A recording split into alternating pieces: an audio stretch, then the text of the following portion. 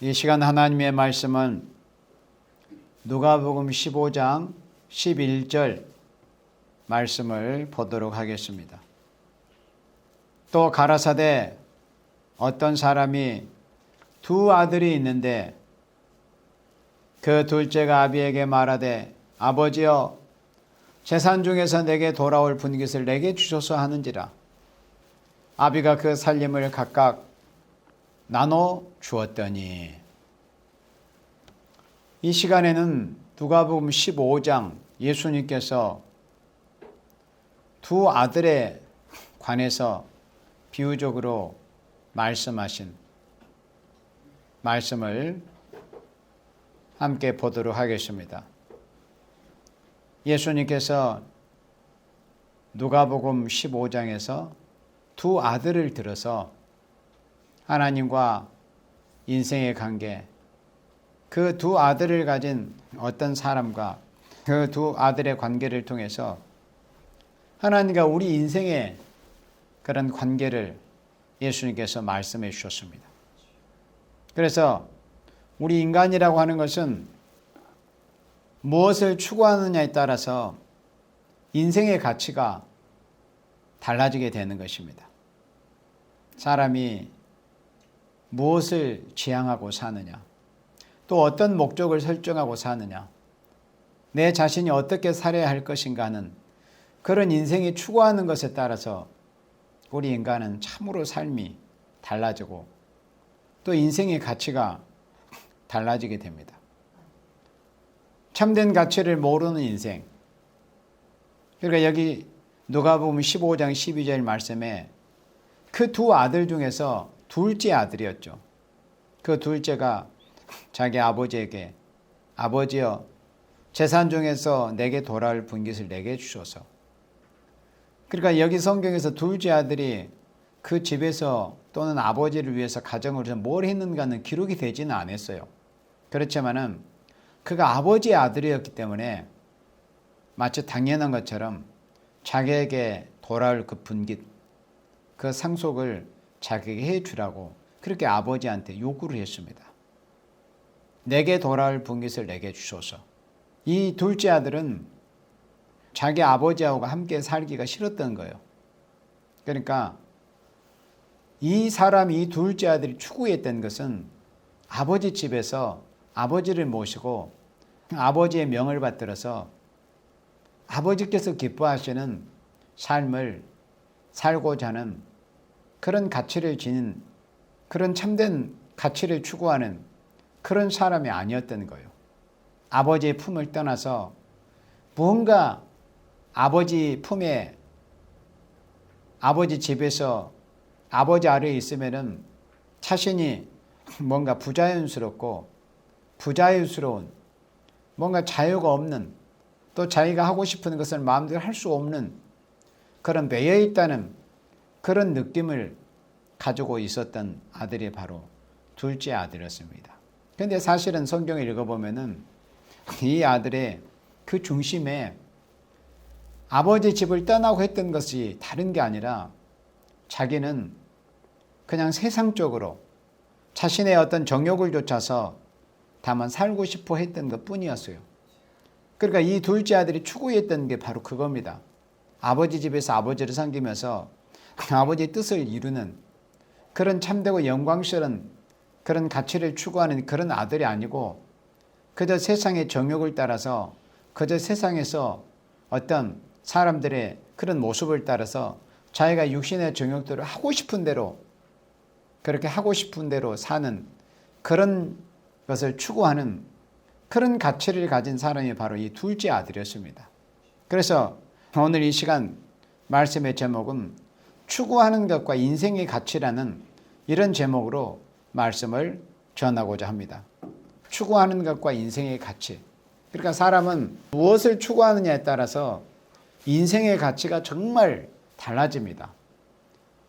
그 가치가 얼마나 차이 나냐면 정말 하늘과 땅 차이라고도 할 수 있을 만큼의 그런 가치 차이가 벌어지게 됩니다. 뭘 추구하느냐에 따라서. 그러니까 참으로 우리 인간은 무가치한 것을 추구하고 무가치한 것을 따라가고 무가치한 것을 위하는 그런 가치 없는 인생을 살고자 해서는 안 되는 거예요. 예수님께서 말씀하신 이 두 아들을 들어서 말씀하신 이 말씀을 우리가 통해서 뭔가 우리가 배워지는 것이 있어야 돼, 우리 인생은. 그래서 이 둘째 아들이 추구하는 것은 그거였어요. 그저 세상적으로 살고 싶었던 거예요. 아버지 품에서 사는 것이 부자연스럽고 재미가 없는 것처럼 그렇게 여겨지고 자기가 육신의 정욕을 발산하면서 자기 마음껏 하고 싶은 것을 해보고 싶었던 게 이 둘째 아들이 추구했던 그런 가치였어요. 그래서 결국에는 13절에 그 며칠이 못 돼요. 둘째 아들의 재산을 다 모아가지고, 그러니까 아버지한테 자기가 아버지의 아들이라는 것, 그 권리를 내세워가지고 자신에게 돌아올 분깃을 달라고 이렇게 요구를 해가지고 재산을 다 모아가지고 먼 나라에 갔습니다. 그러면 그때 아버지께서 이 둘째 아들의 아버지, 그 아버지가 둘째 아들이 이렇게 생각밖에 자기에게 돌아올 그 상속분을 빨리 요구한 데 대해서 아버지가 벌써 아버지는 그걸 모르겠어요. 다 알고 있었어요. 다 알고 있었고 이 둘째 아들에게 주는 게 내키지는 않았을 겁니다. 그러나 결국에는 아버지는 모든 것을 알고 계시는 거예요. 자식에게 대해서. 그래서 지금 이 아들이 이 재산을 가지고 나가서 어떻게 살고 또 그 결과가 어떻다는 것은 아버지는 벌써 불을 보듯이 환하게 다 보고 있었던 거예요. 그런데 그 아버지가 이 둘째 아들에게 지금 요구한 이 재산을 요구하는 대로 주지 않으면은 그 둘째 아들을 영영이 잃어버릴 수도 있다는 이런 걱정도 했을 겁니다. 그래서 아버지는 사실은 마음에 내키지는 않았지만은 아들을 위해서 줘야 되겠다는 거예요. 아버지는 아들에 대해서 알고 있었다니까요. 언젠가는 아들한테 주기는 줘야 돼요. 그러나 지금 요구하는 것에 대해서 마음에 내키지는 않았어요. 그렇지만은 지금 시점에서 아들에게 줘야 됩니다. 왜? 자기 아들을 진짜 자기의 참 아들로 만들고 진짜로 하나님 앞에 온전한 아들로 세우기 위해서 그 물질은 허비가 될 건 알고 있었지만은 결국에는 이 둘째 아들에게 돌아갈 이 상속분을 이 둘째 아들을 살리는 수업료로 내가 지불을 해야 되겠다. 그렇게 해서 사실은 아들 입장에서는 아버지한테 자기가 자식으로서 마땅히 요구할 그런 상속분을 받아가지고 누르라 하고 갔겠지만은 아버지 입장에서는 이 둘째 아들, 이 망아지 같은, 이 망나니 같은 이 녀석을 정말 사람 만들기 위해서 내가 비싼 수업료를 지불해야 되는구나. 그래서 아버지 입장에서는 수업료를 지불을 했던 거예요. 아들 입장에서는 그걸 까맣게 생각을 하지를 못하는 거죠. 이걸 가지고 가서 이제는 아버지의 눈에 보이지 않는 곳에 아버지의 잔소리도 내가 안 들어도 되고 마음껏 하고 싶은 걸 하고 먹고 싶은 걸 먹고 누리고 싶은 걸 누리고, 근데 요즘 같으면은 뭐 좋은 차도 외제차도 사고 싶은 것도 사고 마음껏 그렇게 육신의 정욕을 발산하면서 살고 싶다는 그런 마음으로 아버지의 집을 떠났어요. 그러나 아버지는 다 알고 계셨죠. 그리고 아들을 내어보내는 그 아버지의 마음을 생각을 해보세요. 그 아들이 떠나가는 뒷모습을 보면서 그 아버지가 표현은 안 했지만은 그 마음이 얼마나 찢어질 듯 아팠겠어요. 아버지는 벌써 다 알고 있었던 거예요. 그러나 그 아버지가 그렇게 결단을 한 겁니다. 그래서 부모가 자식을 바로 세우려면 바른 결단이 필요하고 바른 또 희생이 필요하고 부모가 자식뿐만 아니라 목회자가 교인도 마찬가지고 스승이 제자도 마찬가지요. 어떤 아픔을 감수할 것을 두려워하면은 결코 자식이든 뭐 교인이든 제자든 사람 제대로 만들지 못합니다. 예. 지불해야 될 수업료를 지불하기를 싫어하고 꺼려하면은 사람 만들기 힘들어요. 그 수업료가 뭐예요? 희생이에요, 희생. 희생. 그러니까 치료해야 될 희생을 치르기를 싫으면은 지불해야 될 수업료를 치르기를 꺼리면은 결코 사람 하나 제대로 세울 수 없고 만들어내지를 못하는 거예요. 사람이 자신이 육신의 자식을 낳았다고 해서 그게 다 낳은 게 아니에요. 육신의 자식이 낳아도 하나님 제대로 섬기지 못하고 그저 이 둘째 아들처럼 망나니처럼 세상으로 가서 죄나 지고 살다가 예수님 만나지 못하고 죽어버리면 어떻게 되는 거예요? 그러니까 지옥행이죠. 지옥으로 가는 거예요. 그러면 오히려 자신이 육신의 자식을 낳은 게 자신에게는 저주스러운 일이 되어버리는 거예요. 저주스러운 일. 차라리 이 자식은 내가 낳지 않았으면 좋았을 걸. 또 어머니 입장에서는 차라리 내가 이 자식을 젖물리지 않았으면 좋았을 것을. 그렇게 생각을 하는 거예요.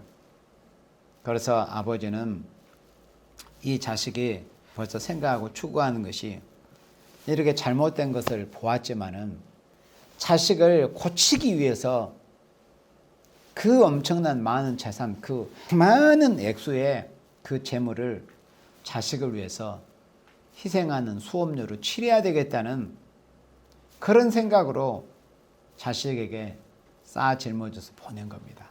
그러나 자식 입장에서는 그걸 알 수가 없는 거죠. 그래서 이 자식이 추구하는 것은 벌써 자기 아버지하고도 또 하나님에게도 거역하는, 폐역하는 이런 모습이었어요. 그러니까 추구하는 것이 잘못되기 때문에 바른 생활을 할 수가 없었어요. 그게 여기 15절 말씀이에요.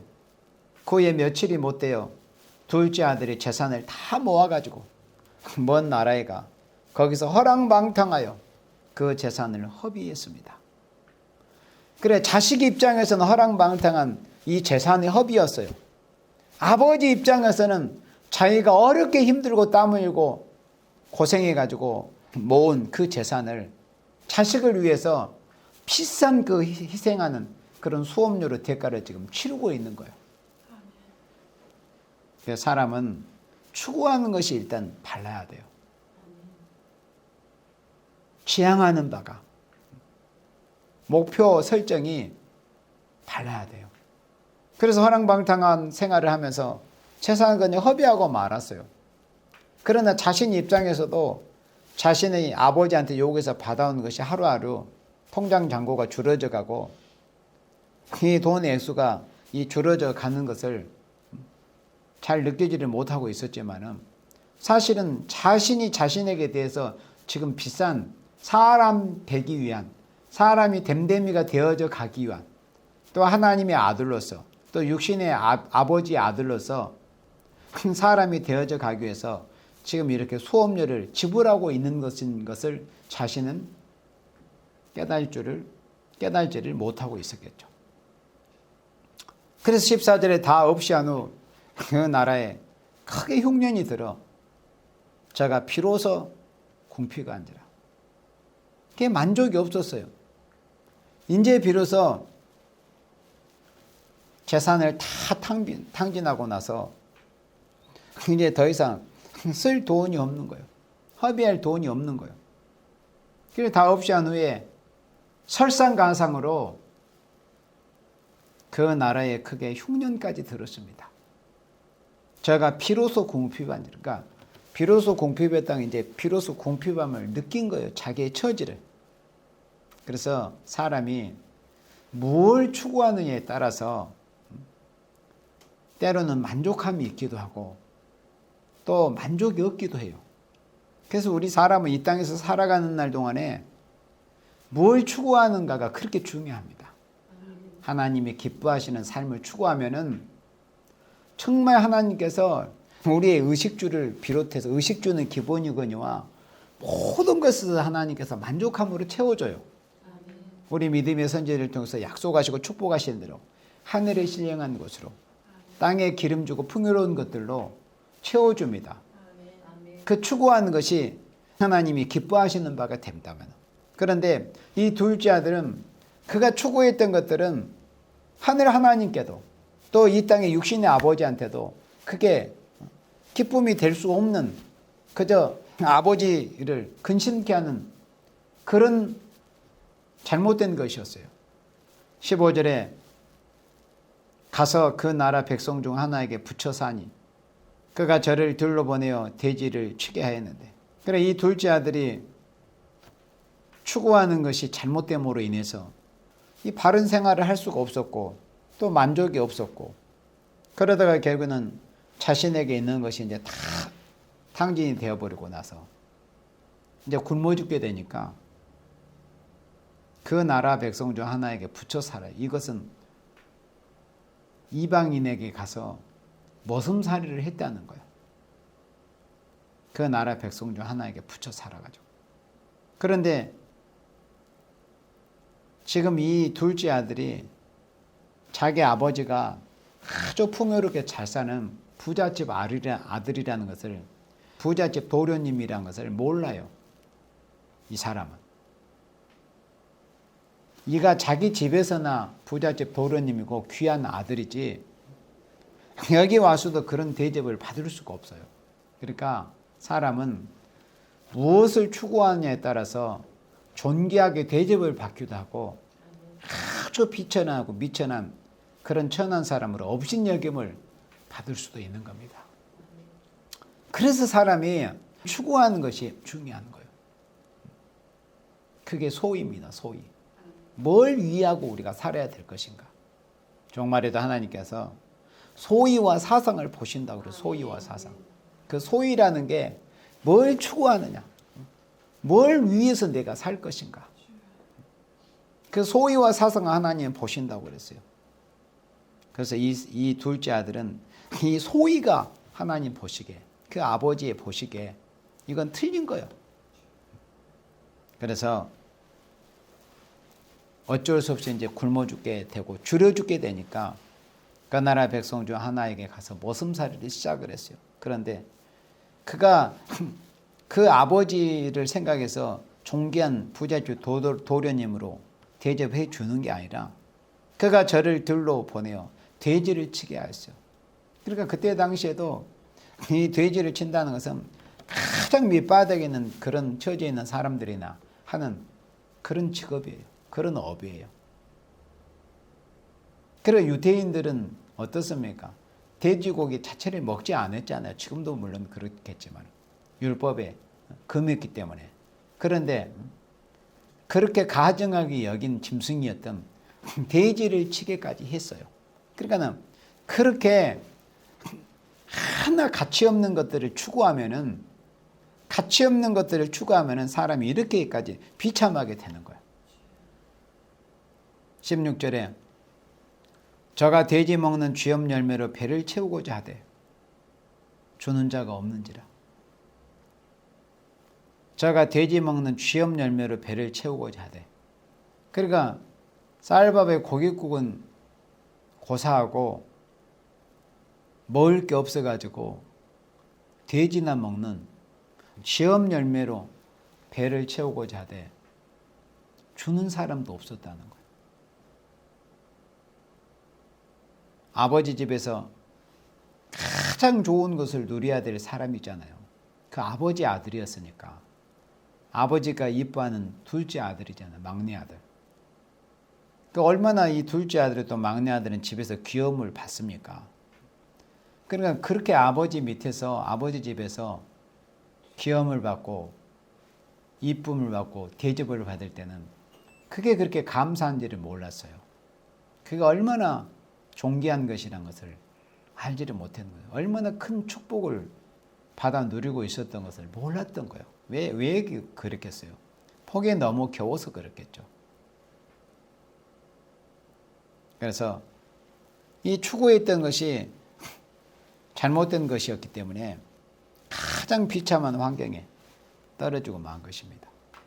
얼마나 안타까워. 우리가 성경에 읽어봐도 지금 이 둘째 아들은 자기 집에 있으면은 하는 말로 찬물 한번 안 묻혀보고도 얼마든지 좋은 것을 먹고 마실 수 있는 이런 사람 아니었습니까? 그런데 이게 무슨 일입니까?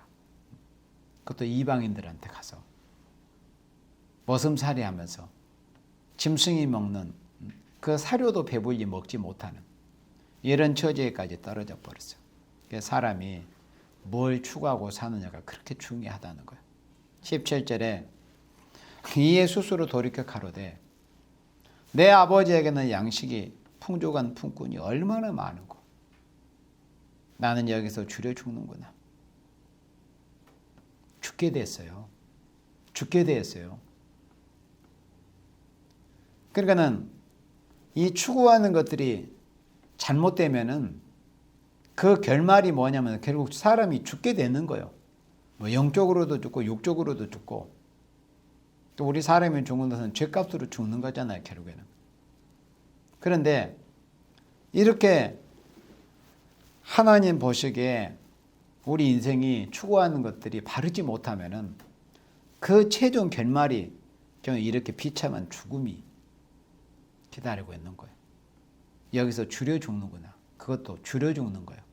먹을 거 없어가지고 누구한테 맞아 죽고 뭐 핍박을 받아 죽고 이게 아니라 부잣집 도련님이 먹을 게 없어서 굶어 죽게 됐다는 것이 이게 웬일이에요. 드디어 여기서 줄여 죽는구나. 그러니까는 자기 아버지한테 어마어마한 그런 재산을 상속받아가지고 와가지고 그것을 다 화랑방탕하면서 허비했어요.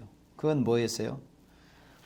아주 비싼 수업료를 다 치르고 나서야 결국은 자각하게 된 거예요. 아, 내가 배가 고프구나. 내가 이제 죽게 되었구나. 그래서 사람은 모든 일이 공짜가 없음을 여기서도 하나님의 공의가 부어져요. 그러니까는 바르지 못한 사람이 어떤 과정을 통해 바르게 되기 위해서는 뭔가 희생이 필요합니다. 무엇을 지불해야 돼요.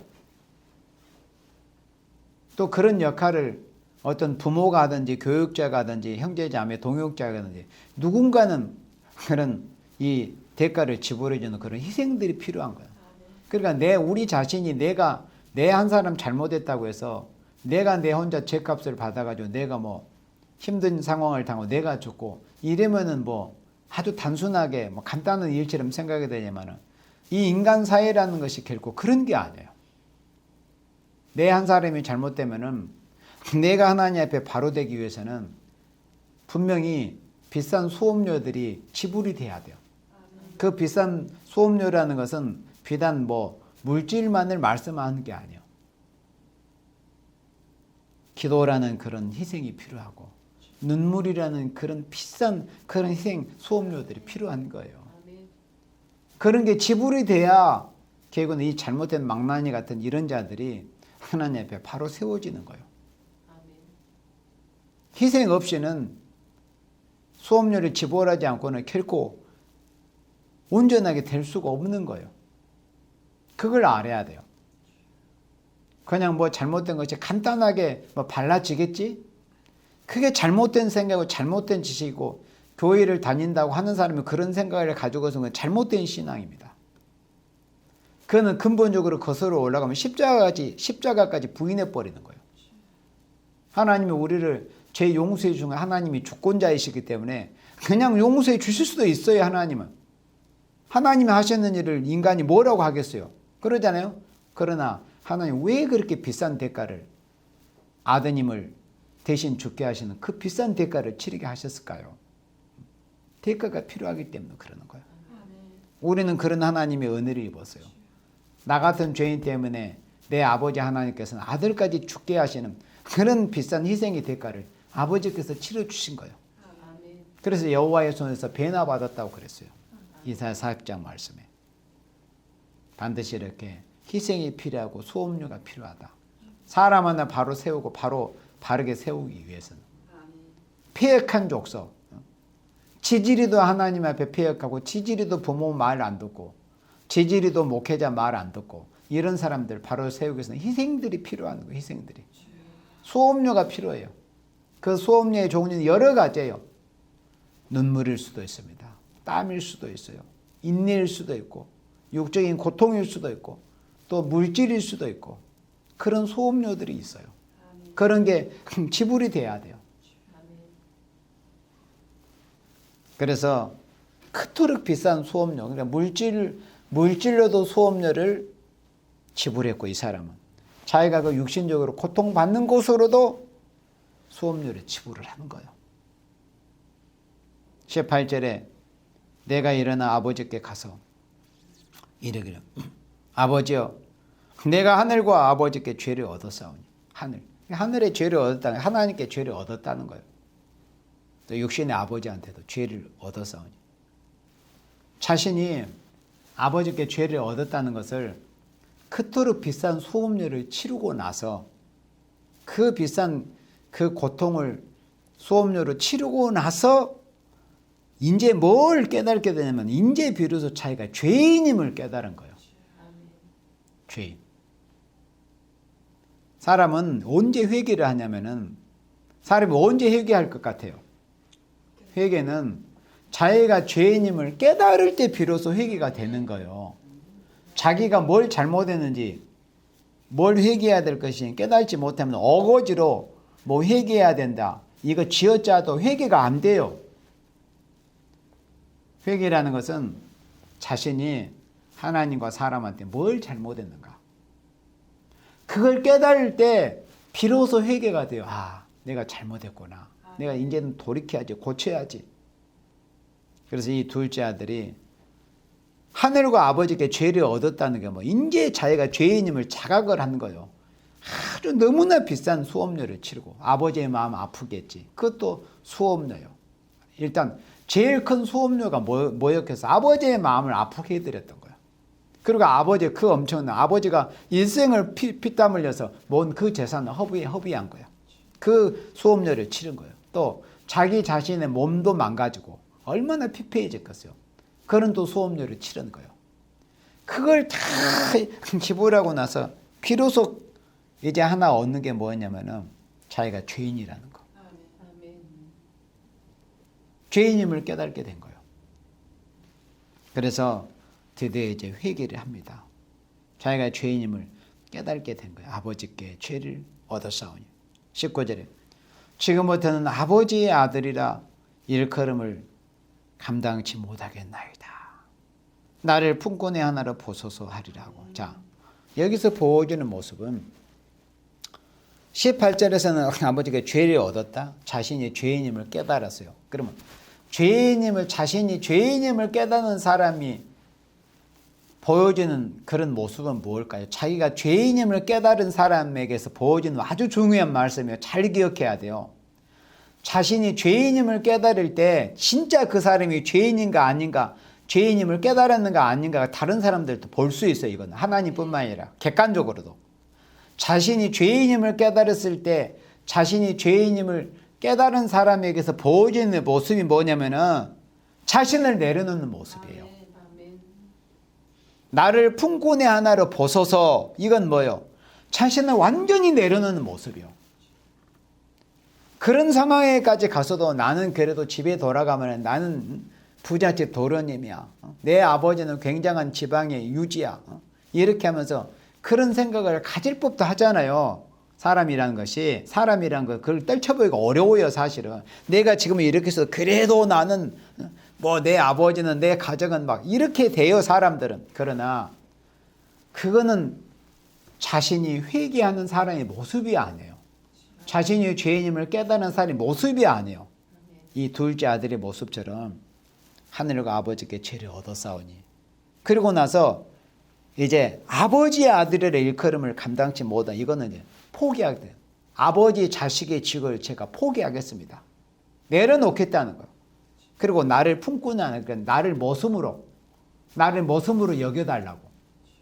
그러니까 그 전체 높은 부잣집 도련님 또는 왕을 아니면 왕자 또 우리 하나님의 백성을 한번 보여. 하나님의 자식이죠. 나를 품꾼의 하늘에 보소서. 부잣집 도련님이 머슴처럼 이제 여겨달라고 그걸 감수하겠다고. 이거 뭐예요? 자신을 내려놓는 모습이에요. 그래서 자신을 내려놔야 된다고 많이 제가 말씀을 전하고 설교를 하잖아요.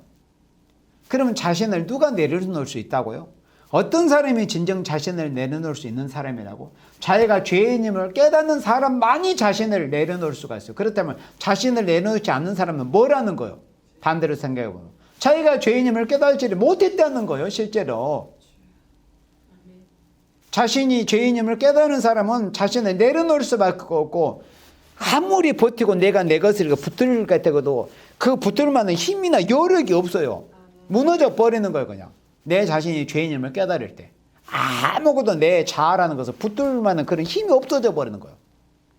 죄인이 무너져 내리는 거예요. 자기가 죄인임을 깨달을 때. 왜 사람들이 자신을 내려놓지 못해 자아를 버리지 못하냐면 자신이 얼마만큼 하나님 앞에나 사람 앞에 죄인인 것을 모르는 거예요. 실제로. 그래서 내려놓지를 못해요. 죄 찾으려면 얼마든지 죄를 많이 찾아낼 수 있거든. 자기가 죄인임을 깨달지를 못해요. 그러니까 내려놓지를 못해요. 거기에 비밀이 있는 거예요. 사람들이 자신을 포기하지 못하고 자신을 내려놓지 못하고 자아를 포기하지 못한 비밀이 거기에 있는 거예요. 자기가 죄인임을 깨닫지를 못하기 때문에 그랬던 거예요. 오늘날 수년 수십 년 예수를 믿는다고 했지만 자신을 내려놓지 못하는 것은 바로 여기 둘째 아들의 모습에서 분명히 보여줬잖아요. 내가 하늘과 아버지께 죄를 얻었습니다. 죄인임을 깨닫고 그리고 나서 아들에게서 보여진 모습이 뭐예요? 이제는 아버지의 아들이라 일컬음을 감당치도 못, 저를 품꾼의 하나로 여기옵소서. 저를 이제 제가 모습으로 들어갑니다. 저는 모든 기득권 다 내려놓습니다. 나라는 것 자신. 저는 하는 모습입니다. 이게 내려놓는 모습이에요.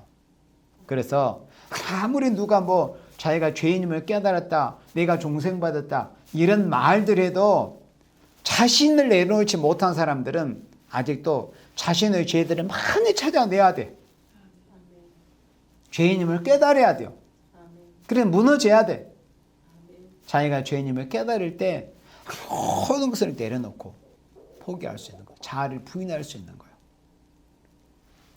그래서 나를 품꾼의 하나로 보소서 하리라고 20절에 이에 일어나서 아버지께 돌아가니라. 아직도 상가가 먼데 아버지가 저를 보고 측은히 여겨 달려가 목을 안고 입을 맞추니. 자, 이 모습이 뭐예요?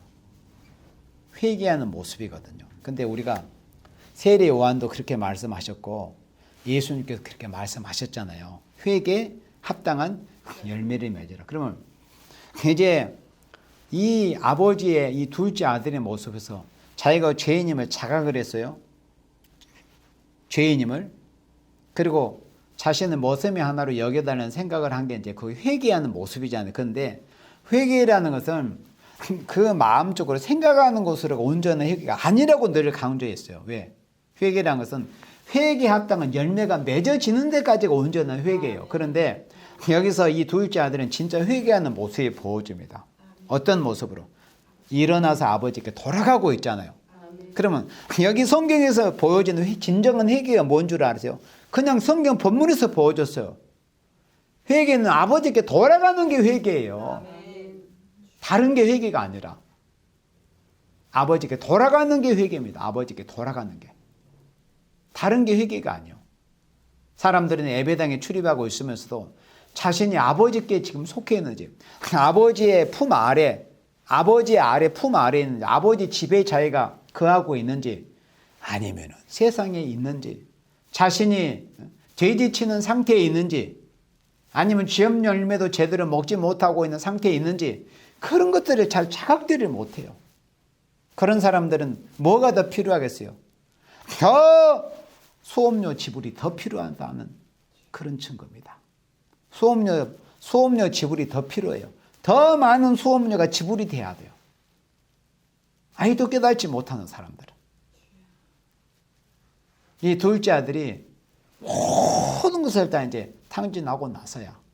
그리고 거기서 끝이 아니고 돼지 먹는 사료조차도 지업 열매도 제대로 먹지 못할 상태가 완전히 밑바닥을 친 그때 비로소 자기가 다른 것이 깨달아지는 게 아니라 하늘과 아버지께 죄를 범했다. 죄를 얻었다. 자기가 죄인임을 깨달았던 거예요. 밑바닥을 칠 때. 그리고 이제는 아버지의 아들이라 감당치 못하겠습니다. 머슴의 하나로 여겨주세요. 품꾼의 하나로. 그렇게 자신을 내려놓는 그런 모습이 보이고 일어나서 이제 아버지께 돌아가야 되겠다. 회개라는 것은 아버지께로 우리가 몸과 마음이 온전히 돌이키는 게 회개라고 하는 겁니다. 21절에 아들이 가로되 아버지여 내가 하늘과 아버지께 죄를 얻었사오니 지금 우리는 아버지의 아들이라 일컬음을 감당치 못하겠나이다 하나 아버지는 종들에게 이르되 제일 좋은 옷을 내어다가 입히고 손에 가락지를 끼우고 발에 신을 신기라. 그리고 살진 송아지를 끌어다가 잡으라. 우리가 먹고 즐기자. 이 내 아들은 죽었다가 다시 살아나시며 내가 잃었다가 다시 얻었노라 하니 저희가 즐거워하더라. 여기서 얼마나 기쁨의 모습이 보이잖아요. 축복의 모습. 이 기쁨과 축복이라는 것은 회개할 때 참된 가치를 찾는 회복이 있게 돼요. 그래서 참된 가치를 찾는 회복이 됨으로 사람은 복을 누리게 되는 거예요. 진정한 축복, 세상 사람들이 생각하는 그런 복 말고 다만 물질의 액수를 가지고 축복의 척도로 생각하는 그 생각들이 아닌 정말 하나님이 주시는 복을 누리는, 하나님이 내려주시는 그런 복, 축복을 누리는 이런 참된 가치를 회복을 하게 되는 거고 참된 축복을 누리게 돼요. 회개할 때. 그래서 우리는 우리 인간이 뭘 추구하고 살아야 될 것인가, 이것이 근본적으로 중요합니다. 우리가 이사야 43장 7절 말씀처럼 하나님의 영광을 위해서 내가 지으심을 받았다는 것을 바로 알고 내가 죽으나 사나 그저 부족하고 내가 바동바동해도 뭔가 큰 열매가 없고 아주 어떤 효과가 크게 나타나지 않을지라도 그래도 내 중심에는 내 목적은 내 표대는 내가 지향하는 것은 추구하는 것은 그저 마땅히 영광을 받으실 하나님의 영광만을 내가 목적하고 살아야 되겠다. 이렇게 추구하는 사람이 돼야 돼요. 그래야만이 그 삶이 가치가 있는 삶이 되는 거예요. 뭘 추구하느냐에 따라서 사람이 하늘처럼 높아질 수도 있고 밑바닥에 땅에 들으니 짐승만도 못한 그런 타락을, 비참한 타락을 이룰 수도 있는 거예요. 그렇게 가치가 차이가 나버려요. 추구하는 것에 따라서. 우리는 하나님의 영광 하나만을 목적한 삶을 추구하는 생명들이 되어야 됩니다. 그렇게 해서 영광 중에 재림하실 예수님 앞에 잘했다, 충성된 종아, 이렇게 자랑할 것이는 생명들이 되시기를 주님의 이름으로 축원합니다. 아멘.